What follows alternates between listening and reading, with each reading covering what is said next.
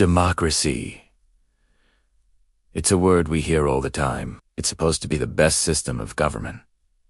Elections, freedom of speech, the rule of law. Across Africa, many nations embrace democracy after decades of military rule and one-party states. It was seen as a new dawn. But today, after years of this experiment, we have to ask a very difficult and honest question.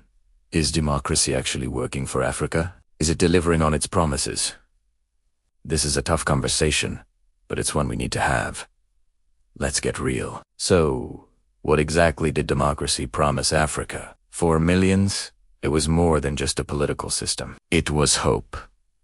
Oh, but it promised accountability, where leaders would have to answer to the people. It promised citizen participation, giving everyone a voice in how their country is run. It promised peaceful transfers of power, ending the cycle of violent coups and civil wars. And it promised the protection of fundamental human rights. For a continent that had seen so much repression and one-man rule, democracy was supposed to be the great liberator, the path to a brighter, more stable future. In some places, we've seen glimpses of this promise, but in many others, it feels like that future is still a very long way off. Now, it's important to be honest and give credit where it's due. Democracy isn't a complete failure across the board. In several African countries, we've seen incredible progress. Look at nations where regular elections have become the norm, not the exception. Think about the countries where power has changed hands peacefully, not through the barrel of a gun, but through the ballot box. We've seen vibrant civil societies emerge,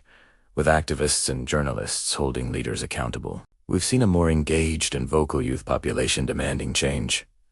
These examples are powerful. They prove that the core ideas of democracy, free elections, public debate, and peaceful transitions can and do work in an African context. So, the problem isn't necessarily with democracy as a concept. The real issue is something deeper. So where does it all go wrong? Well, in many countries, what we have is the illusion of democracy. It has the form, but not the substance. The rituals are, their elections are held. Parliaments meet, but the spirit is missing. We see common challenges that undermine the entire system. Things like vote buying and patronage politics, where loyalty is bought, not earned. We see weak and underfunded electoral institutions that can't guarantee a free and fair contest. We see the ruling party abusing state resources for their campaigns, tilting the playing field unfairly. And perhaps most critically, we see a lack of judicial independence, where courts are unable to hold the powerful to account. When these things happen, elections become a pointless exercise.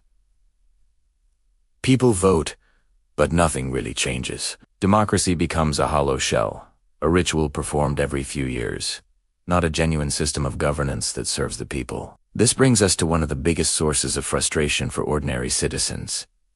Democracy without development. People go to the polls, they cast their votes, they hope for change, but their daily lives don't improve. When democracy fails to deliver the basics: jobs, good schools for their children, decent health care, and personal security, people start to lose faith. They begin to ask, what's the point of voting if my struggles remain the same? This is the danger zone. When democracy is seen as just an elite game, disconnected from the everyday survival of the masses, it loses its legitimacy.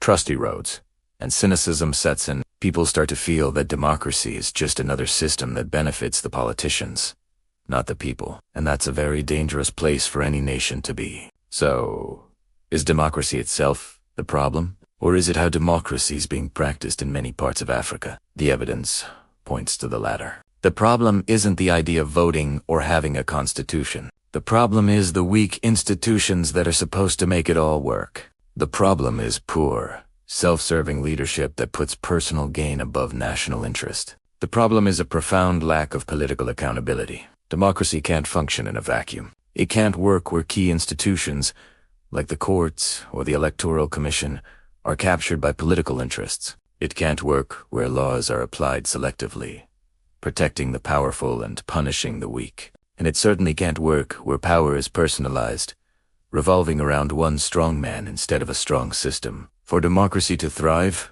it needs strong, independent foundations, Without them, it's just a house built on sand. So, to return to our original question, is democracy working in Africa? The only honest answer is partly, but not nearly enough. It's a work in progress, full of contradictions, successes, and failures. But here, as the crucial takeaway, its success won't come from simply copying models from the West or anywhere else. It will come from building homegrown systems of governance that are resilient, accountable, and reflect the unique realities and cultures of African nations. The journey is long, and the challenges are immense, but the conversation itself is a sign of progress. If you believe that Africa deserves these kinds of honest conversations about its governance, its challenges, and its path to progress, then subscribe to The Great Africa Reality. Because building a true democracy is not a single event, it is a continuous, collective process. Thanks for watching.